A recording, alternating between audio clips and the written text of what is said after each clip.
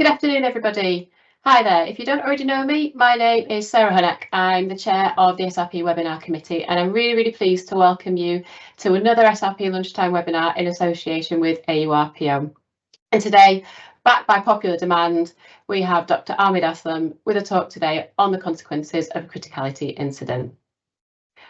As always, I'll just really quickly skip through the ground rules. So it will be recorded and put onto YouTube, our SRP YouTube channel afterwards. If you're not already, then please subscribe. Questions, as always, will be posed to the speaker at the end of the presentations. So write them in the Q&A box. And any that you see on there that somebody else has asked that you would like to know the answer to as well, can you like them? And at the end, we'll give priority to the most liked questions and we'll ask those first to the presenter. You can register your attendance using this code and email address that are on your screen now to claim your CPD points for today's webinar. And as always, please send us your feedback. You'll get a form after the webinar. Just let us know what you thought, what we could improve on and what you'd like to see in the future, please. As always, I'm going to plug membership. If you're not already a member, then please come and join us. You get all of these great benefits here on the screen. You can just pop onto our website and get all the information on how to join from there. And then finally, a reminder that the 7th European ERPA Congress is coming to Liverpool in June 2026. So this happens every 4 years and it's the first time it's come to the UK. So we're really excited about that. We'll join it up with our annual conference for that year. So pop the dates in your diary and spread the word, please. So that's all from me. And I will hand over now to current SRP President Jennifer Humphreys to introduce our speaker for today. Hello everyone, my name is Jennifer Humphreys and as Sarah said, I'm the SRP President. I'm here today on behalf of AURPO, who usually send Pete Cole to this event and he's unavailable today, so I'm here instead. So it gives me great pleasure to introduce our speaker today, Ahmed Aslam.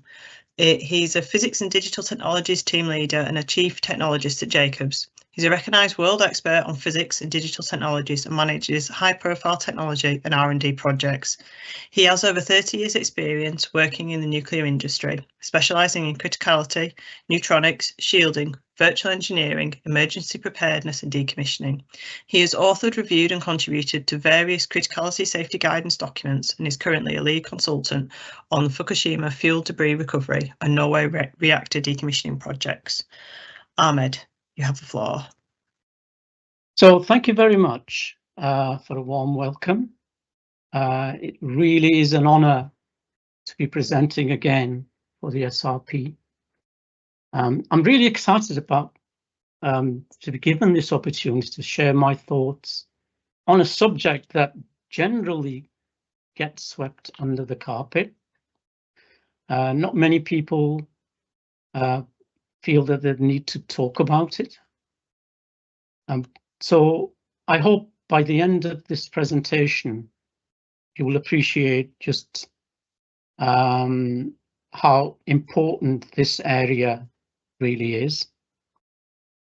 Now, criticality is a complex topic, but I've tried to keep this presentation at a relatively simple level, mainly in the hope that I only get asked simple questions. Now, so let me just run through the contents list so we know what order we're going to be discussing what. Now, each criticality event really is unique. Unlike the title suggests, a criticality accident, but criticality accidents can be in many varied forms and magnitude and so on. So what I normally like doing is discussing also with reference to a case study. So whilst there are certain aspects of a criticality accident that are fairly generic in terms of radiation protection issues, but others are very much linked to the type of accident and the type of facility that we have. So I'll start a little bit with an introduction. then I'll say, a few words on the types of criticality accidents, or how they occur, where they might occur, and so on, and what a criticality accident actually looks like, or what are the effects, or what might you see if one occurs. Types of radiation that you might get from a criticality accident. An important aspect is the power history from accidents. So I think it's well worth saying a few words on that. Then I will dive into a case study, because I think it's really important to talk about some real life case where there are unique challenges and where we need to really search our soul a little bit in terms of how we cope with that particular scenario. So I have managed to pick one for you, and I hope it will spark some debate. So I'm going to talk about the main consequences of a criticality accident without really going into too much detail. Medical effects of radiation, and because obviously we need to understand the level of radiation and how it affects would affect the workers and the members of the public, and the actions that we need to take to mitigate those consequences. They're very much linked to the level of radiation that is around. And I will go on to talk about various methods of protection from such criticality accidents. So without further ado, let's dive in. So what happens when a criticality accident occurs? Well, many of you will know this, that we get an uncontrolled release of ionizing radiation and energy, and it can be very intense, as I will discuss in some later slides. When might a criticality accident occur? Well, that's not an easy question to answer, but generally you can say that when there is sufficient enriched fissile mass that gets mixed with a moderator material, such as water. And when I say enriched mass, I know there will be people out there saying, oh, what about plutonium? So for the purposes of this presentation, I'm going to restrict myself to uranium, because that is the most commonly encountered fissile material. So where can a criticality accident occur? Well, anywhere within the nuclear fuel cycle. Let me just zoom in a little bit to this slide here. So this is the nuclear fuel cycle. So from mining, milling to conversion to enrichment, fuel fabrication, right through to electricity generation, through to final waste disposal. I've circled this enrichment part because that is, from that point onwards, is where you have the greatest risk of a criticality accident occurring. If you manage to get a criticality in this part, then you are extremely unlucky, because it is very, very difficult to make an unenriched fuel U-238 go critical. So as I said, so it can happen anywhere. And another thing I'm going to restrict myself to is discussing possible criticality incidents within or around facilities. The reason for that is because there are specific and different issues to be discussed. If you wanted to discuss, for example, an accident that might happen on the road whilst fissile material is being transported, or on rail, or in the air, that is where we don't really have the protection in place, and the issues are so different in terms of discussion, and they're a lot more complex. So I'm not going to be talking about criticality incidents in public places, if you like.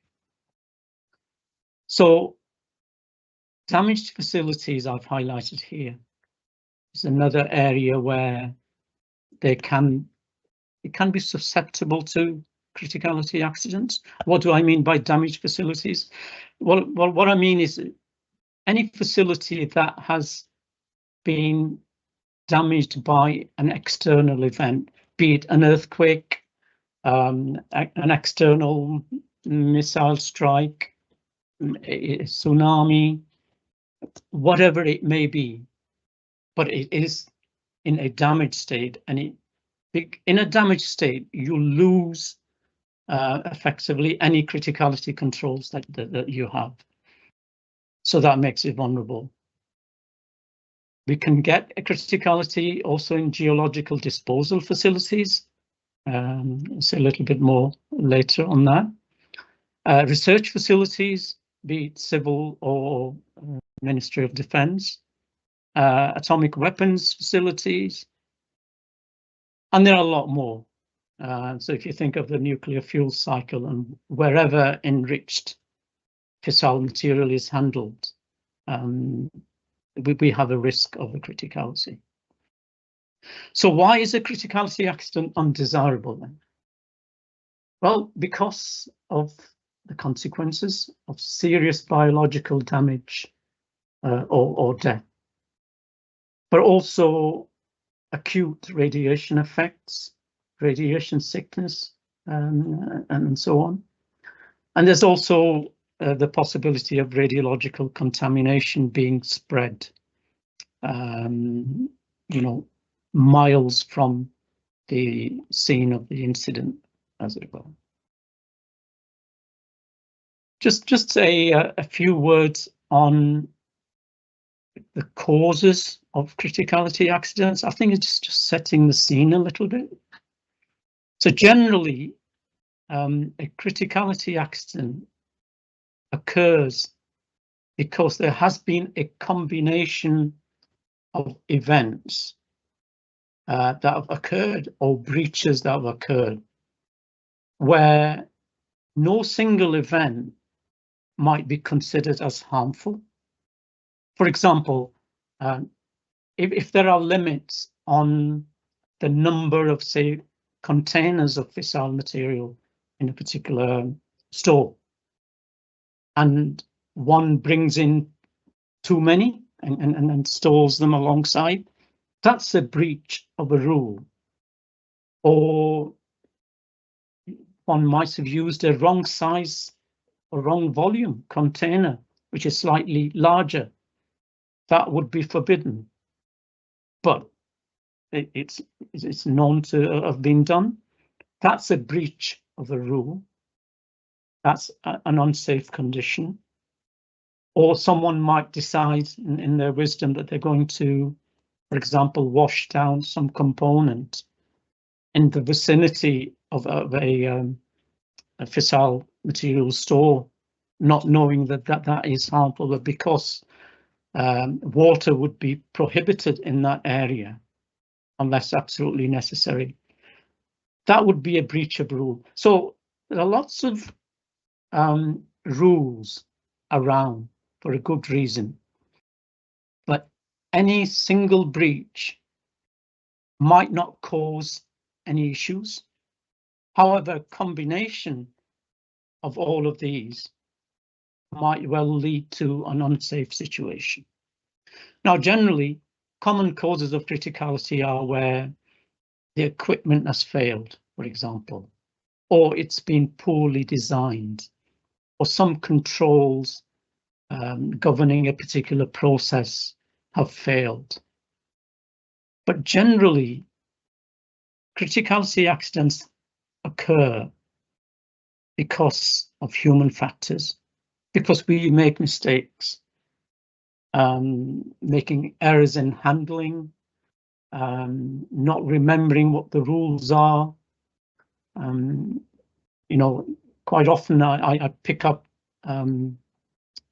incident reports and say to myself, how on earth did they do that? Why on earth did they do that? Why? They knew. But you see, when you think about it, it's easy for me to be critical because I'm not in that position. So depending on how other stresses of life or whatever, or be it home or whatever it might be, it can change people's the way they do and handle various aspects of their work. So it can happen. The key thing is that we not allow any errors in handling made by workers to be fatal in terms of causing an accident. Now, prevention is the best means. That's the best cure, if you like, for a criticality accident. And in order to prevent a criticality accident, one must comply with established criticality controls, maintain a questioning attitude, and a strong safety culture. Now, it is worth knowing, and we'll return to this, a lot of the accidents happen where we have plutonium or highly enriched uranium in either a solution, powder, or gaseous form. And because they are usually, can I say, in a process facility, for example, piped around various rooms, and then you might have valves and vessels and whatever. So it's easy for fissile materials to accumulate in certain places, around valves, filters. It could settle somewhere in a vessel, for example, where you're not expecting it. And you can easily introduce a moderator because generally solutions are mixed with something. So that can lead to criticality excursions in very unexpected locations. So what might a criticality accident look like? So this is my light-hearted way of showing you. Well, not quite like that. A criticality accident usually occurs with no visible indicators. So you wouldn't see a flash of light, you might, like you see in movies and things. Even a blast, sound, vibration, heat, other than very localized, you wouldn't actually notice there. In terms of damage to the equipment, well, very little, unless it's in an enclosed vessel or in certain sort of critical experiments. You'd see very little equipment damage. So the point is you will not know that a criticality accident has occurred, which is why we are totally reliant on our radiation instruments to pick up any increased radiation levels. So these aspects make dealing with a criticality accident quite difficult. I think it's important for radiation protection purposes that we must first understand the nature of the resulting radiation from any criticality incident. So when this is a simple representation of the fission process. So if you can imagine a U-235 nucleus with an incident neutron just at the right energy, so it causes a fission.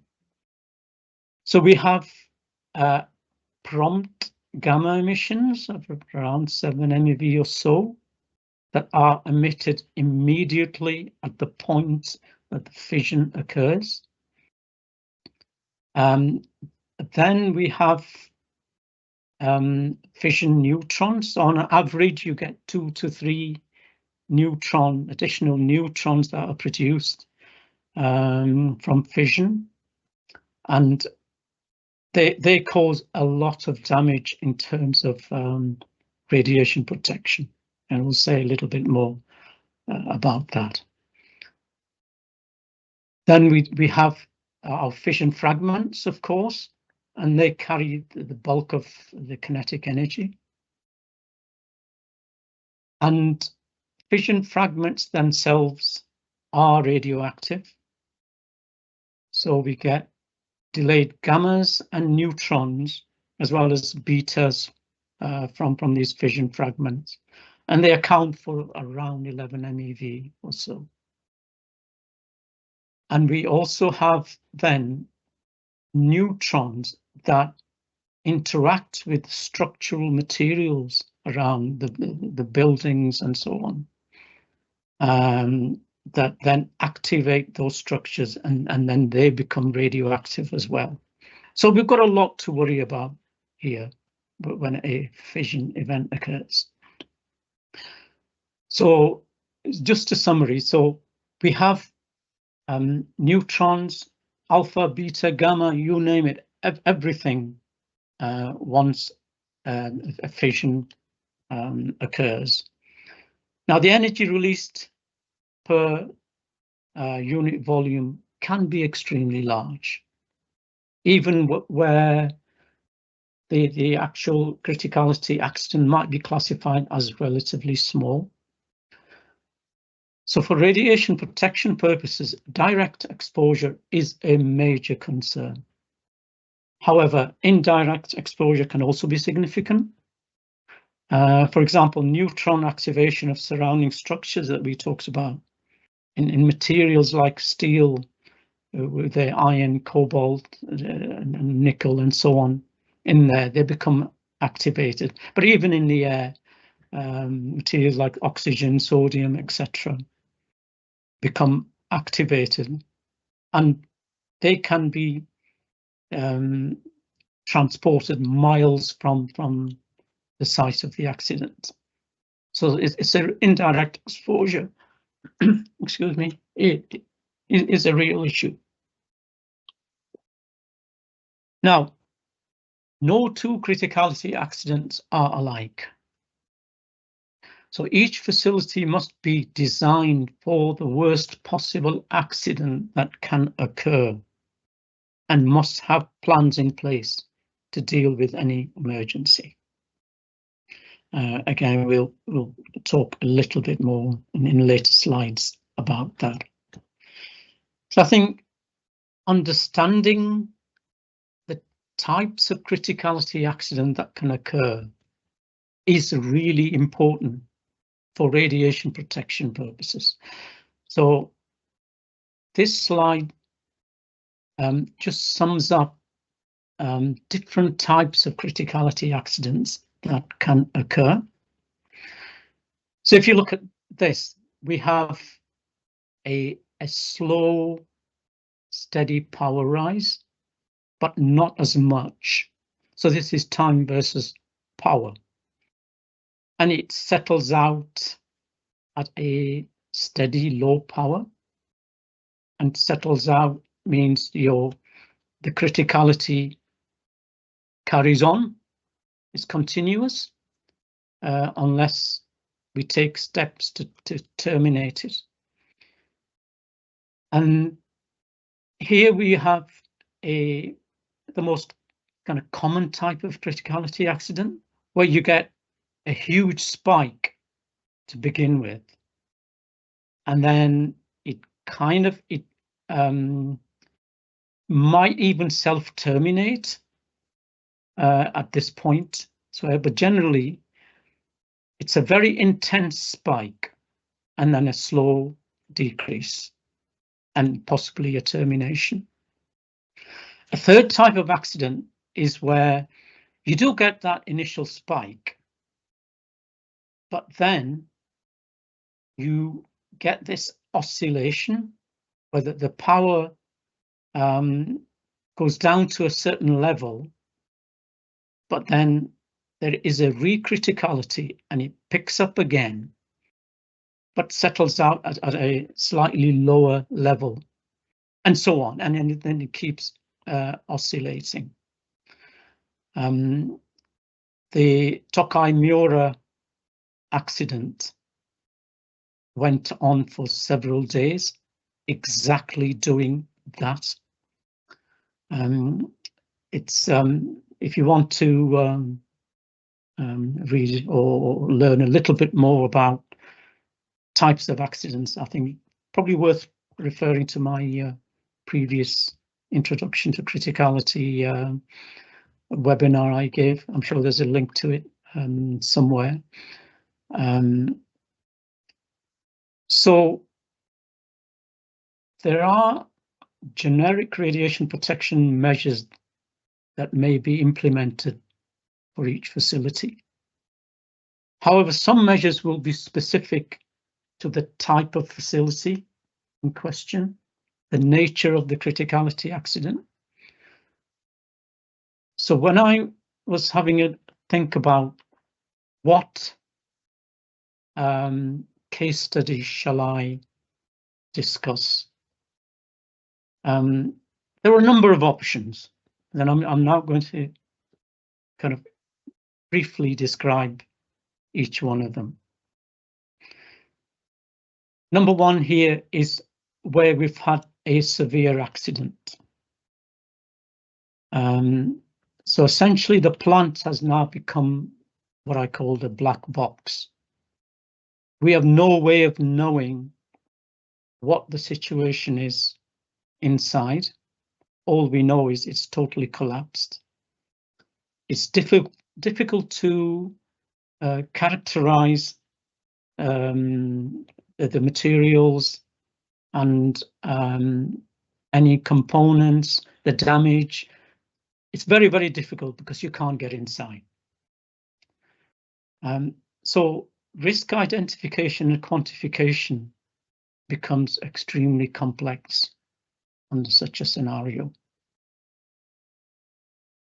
A second case might be a fuel manufacturing plant.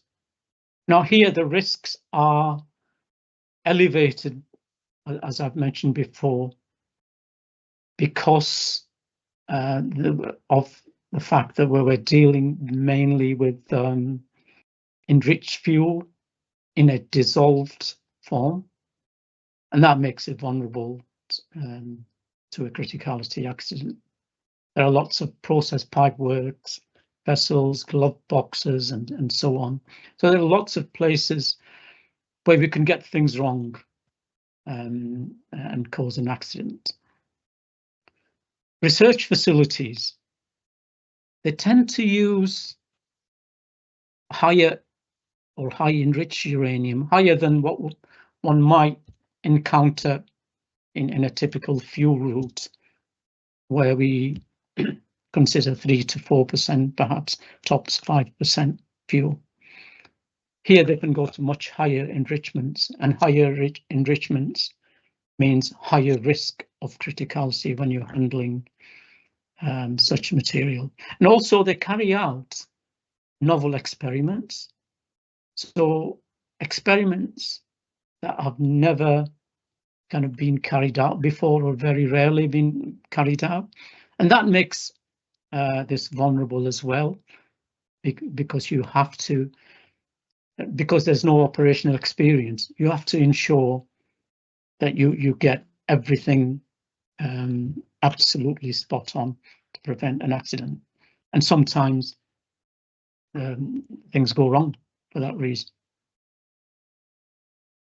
Of course, criticality can also happen within a transport and operational phases of a geological disposal facility.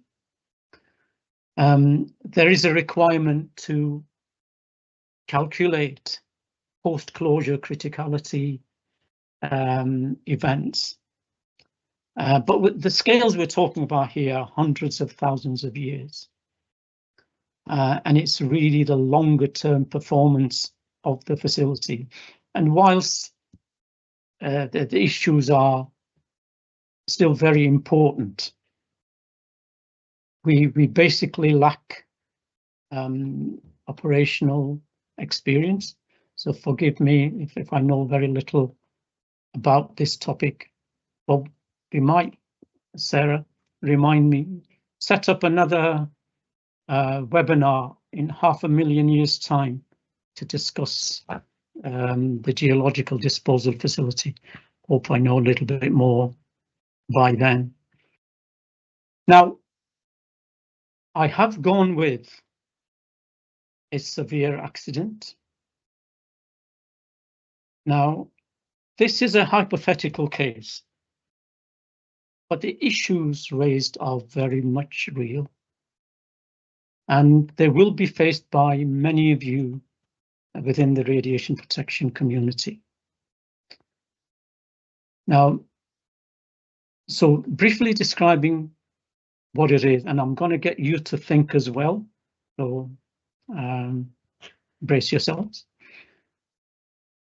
So imagine there's been a core meltdown. So you've got core material, corium mixed with structural materials, fuel rods, and so on.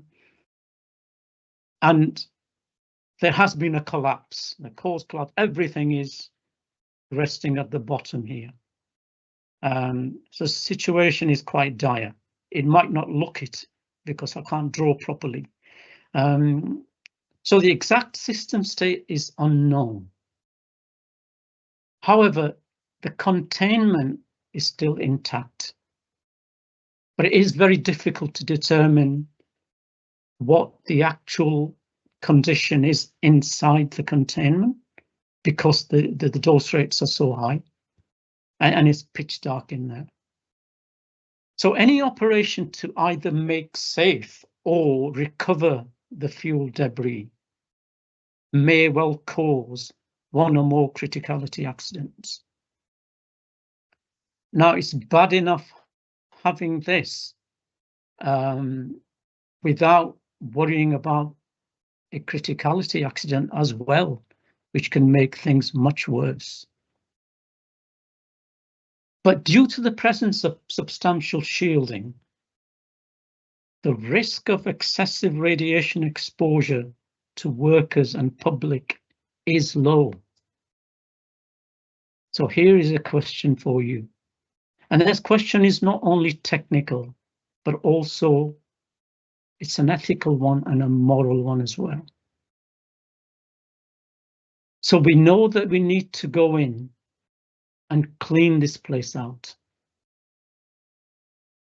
And in the process of doing that, we might cause a criticality, one or more criticality accidents. So here is a question for you. Would you allow an uncontrolled criticality excursion to occur as part of normal operations to recover the fuel debris? Yeah, it's a yes or no answer. I'd be interested if you can type away now, and I'd love to know what your thoughts are at this point. As radiation protection professionals, remember the risk of radiation exposure is actually low, and assume that you can terminate any criticality that occurs with the injection of an appropriate absorber material such as boric acid.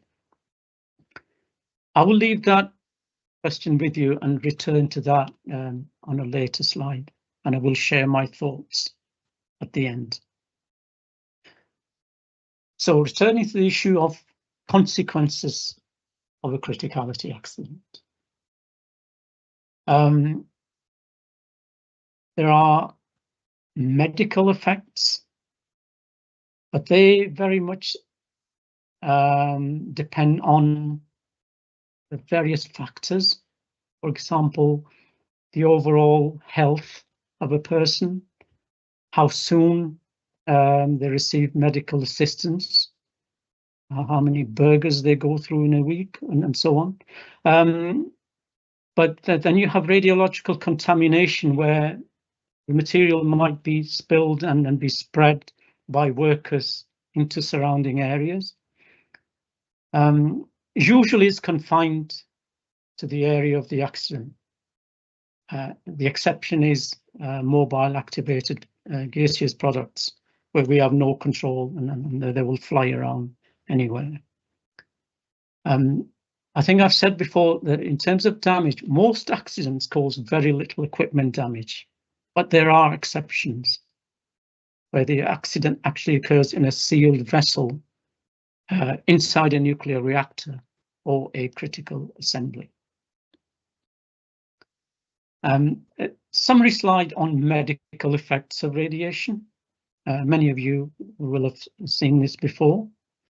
So up to green means we're kind of not okay, but certainly not in the danger territory.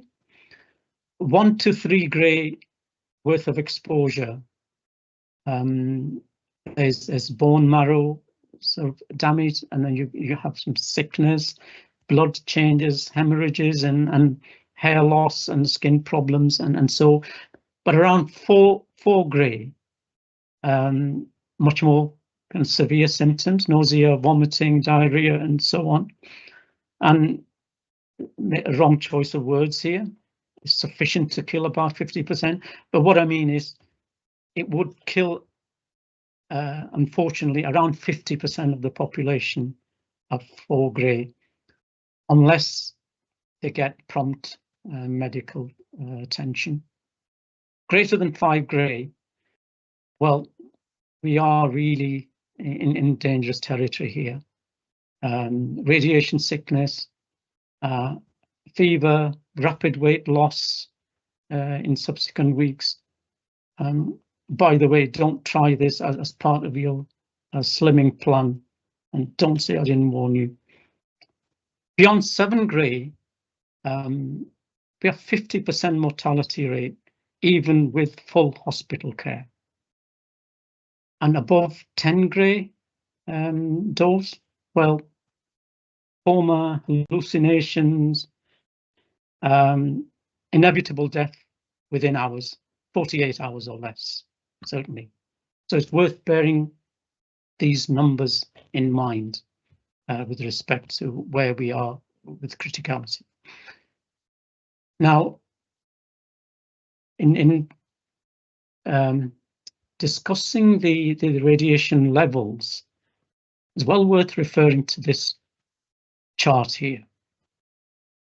Now, you might think that eating a banana is fairly harmless activity. It probably is. But in between that and receiving a dose of around 10 grey, it says dose resulting in death. We live with radiation, but once you get above a certain level, we can't live with it. It really, so in a criticality accident, the severity of any medical effects depend on your exposure time. So time is a critical factor. Number 2 is the distance from the criticality accident to where you happen to be. And thirdly, the amount of shielding that is present. So generally, unshielded dose rates, I've said less than half a meter, but certainly less than a meter from the source, tend to be fatal. And you can receive upwards of 20 sieverts, which is off this scale. So you can get a very high dose in a very short time. There is also the issue of wider area contamination, which includes mobile airborne activators and fission products, which may spread to many kilometers around the facility.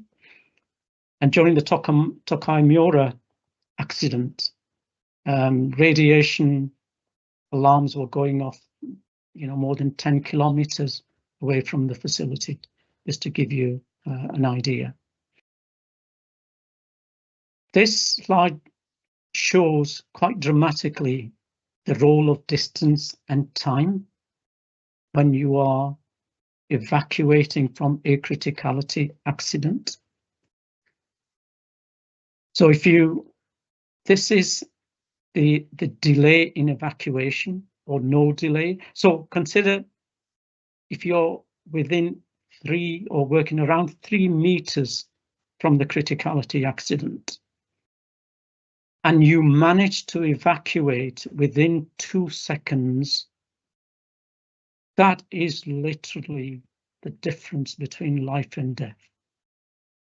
Because 10 grays will give you a fatal dose, and a prompt evacuation means that you can escape any radiation injury, if you like. Yes, you are still going to suffer even within 3 grades, but it's not going to be fatal on the whole. So in terms of protection from criticality accidents, it's the age-old principle of ERIC PD.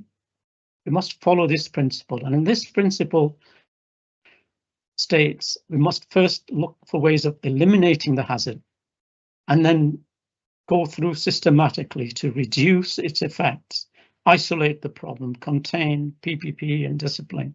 And I'm sure many of you are familiar with this principle.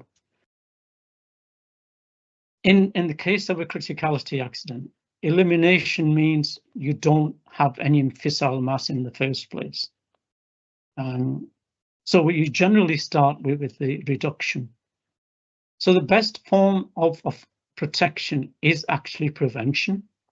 So a facility criticality officer generally will maintain an up-to-date criticality safety information relevant to the facility and their duties. So they will know, they will be the point of contact for anything criticality safety related. There are criticality control areas where there are strict limits on the movement of fissile material and controls on mass concentration, separation, and so on, and they need to be strictly adhered to. And protection that mitigates the consequences of an accident. So now, no one wants this to happen, but if it does happen, we must be prepared. So what can we do? Provide adequate shielding, alarms for prompt evacuation, and dosimetry for prioritization of medical assistance, and determining how much dose an individual has received, and also well-defined evacuation routes. And I've said not necessarily the fire evacuation route, which is in some facilities you find there are no dedicated criticality evacuation routes. And that is worth bearing in mind. So I'm going to bearing the time limit because my alarm is going off here. So I'll skip over some of these slides. So protection from criticality accidents. The best form is prevention through workforce education, training and maintenance of a strong safety culture. Both engineered and administrative controls for criticality prevention. Minimization of radiation exposure in the event that an accident has happened. Each facility will need to calculate, and this will be done prior These arrangements will be in place. The highest possible excursion through computer modeling that can occur, and then design the facility around that, provision of criticality alarm systems and personnel dosimetry, implementation of safe evacuation zones and routes, and also provision of forward control points where everyone would be assessed for prompt medical assessment. So criticality emergency planning is a requirement, and this slide just lists some of the legislative and regulatory requirements. So it is required.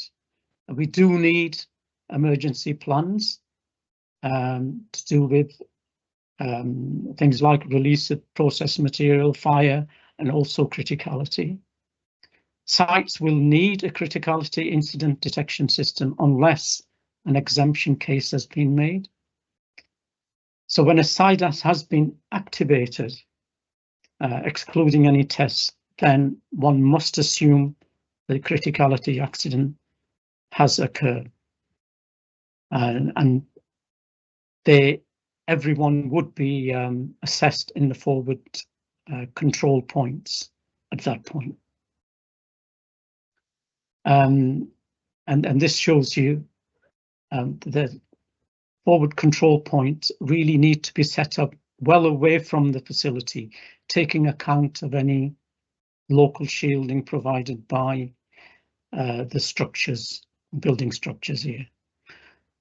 There are various issues we need to think about, obviously. Possibility of second or multiple spikes, how long the rescue teams might spend at the accident site in rescuing people, or can the accident be stopped by human intervention if it's still ongoing? But all decisions need to be taken very quickly. That is why planning ahead of time is so important. Dose minimization by CIDAS. Again, I've said a few things about that. Once the alarm goes off, obviously the alarm confirmation team will confirm that an actual accident has occurred. But for the rest of us, we will assume that it has and evacuate promptly. And there's always a danger of multiple spikes, so we need to be wary of that, especially if you're in a process type of facility. So just to summarize, planning for criticality accidents is really important. Keeping the rules, operating rules up to date, ensuring that the controls are appropriate and up to date, and everyone has that necessary protection, and that there's adequate shielding has been provided where it needs to be, and alarm systems are fully functional.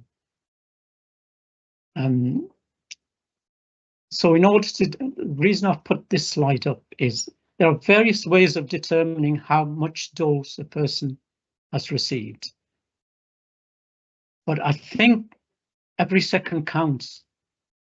The best method in this case is to determine where people were at the time of the accident. So anyone who was closer to the accident can immediately send for medical treatment, regardless of reading their dose meters or film badges and so on. So the course of action depends on the dose, but you can send people immediately for medical treatment. So I'll return to this. So what would you do? Would you allow, in this scenario, a criticality accident to occur? Well, if you answered yes, then you're certainly not alone. In my view, the answer should be no. We must do everything in our power to prevent a criticality accident. And I'll list the reasons why that is. So in such a scenario, it would be difficult to shut down a criticality because we do not know the system state. I don't think the regulator might be thrilled at the thought of allowing a criticality without proven methods of its control.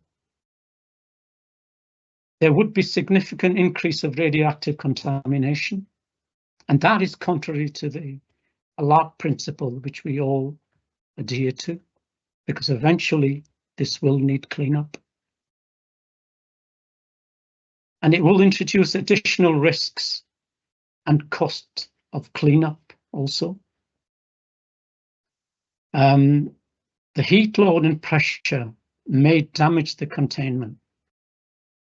So whilst we've said the containment is intact, but it may not be forever.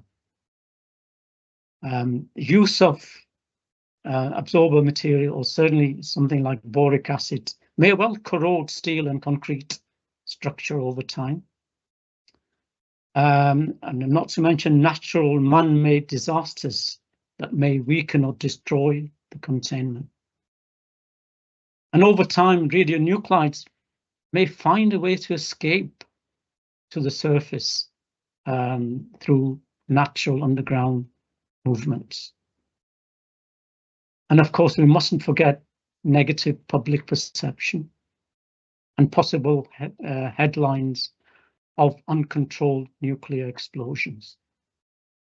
So would you still allow criticality? I'd be interested to know. Now, my career has been devoted to stopping criticality accidents from occurring. Perhaps my time is over. I accept that.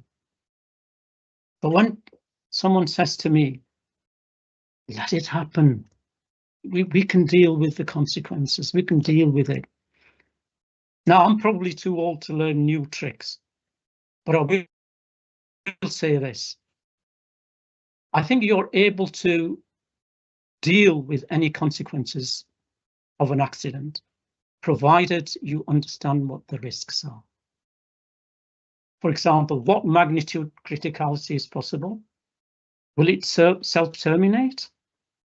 Is there a risk of multiple criticality excursions anywhere here? Do we have effective methods of termination? Because injection of boron may not stop it, because it may not get to its intended location where the criticality is happening. There is, of course, risk of a hydrogen explosion through water evaporation, of course. So what are the chances that years from now that, say, radionuclides aren't going to emerge from underneath some school playground, 10, 20 kilometers away? The future generations won't forgive us if we make the wrong decision, and nor should they. In my view, we're many years painstaking research away from fully understanding what the risks are in such a scenario, and probably many more years away from devising methods to minimize those risks before we could start the decommissioning process. So this is a challenge for us all, like no other, but especially for you folk, the radiation protection community, because you will help to devise new methodologies and guiding principles to deal with such beyond design basis accidents. So summary slide. Sorry, we're running a little bit over, but that is all I've got to say. So thank you so much for your extension. Welcome any question or your feedback. Thank you, Ahmed. That was a really interesting presentation, and there are some questions. So I'm going to ask this one that's been voted the highest, but it might well already have been covered in the webinar you are doing it for us in 500,000 years. You might explain this later, but what is the consequence of a criticality in a geological disposal facility? Well, a little bit difficult because, like I say, we do not have that operational experience. What I will say is that in a deep geological facility, whilst we have lots of waste, the concentration of fissile material, and this is to do with the criticality risk, is still relatively small or thinly spread, if you like. So any criticality accident that we might get would not be huge. So I think there are the risks are few. Now, that in terms of consequences, you can imagine there's a colleague of mine was saying to me earlier, but there will be nobody around. Well, perhaps, but how do we know that?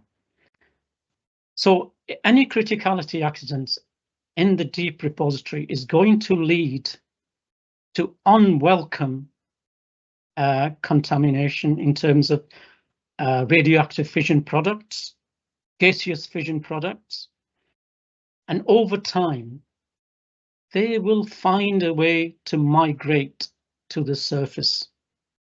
Absolutely no question of that. So there will be consequences, and perhaps 500,000 years, the way humanity is going now, there will be nobody around. But we are seriously thinking about these issues. Any criticality causes an increase in contamination and level of radioactivity in there that needs to be dealt with. Thank you. Hope that answers the question. Yes, I think it does. So the next question then, do we have any experience from recovering from a criticality? Well, very much depends on where it has occurred. Many criticality accidents, upwards of 60, I think, that have occurred around the world. And Tokai Miura, the one I mentioned earlier, yes, we did recover from that. And yes, it is possible to recover from a criticality accident. But bear in mind that you can only recover if you know the system you're dealing with, where it's happened. So if it happens like the scenario I described here, in a severe accident case, where you are not in control, where you do not know what type of criticality you're going to get, and so you don't know what measures you can actually put in place for that termination. So if it happens in a controlled facility, we will know exactly how to terminate that. But if it happens where the system's not well characterized, that's an open question, isn't it? And we're clutching at straws a little bit there. How do we do it? Okay, hope that answers that. I think so.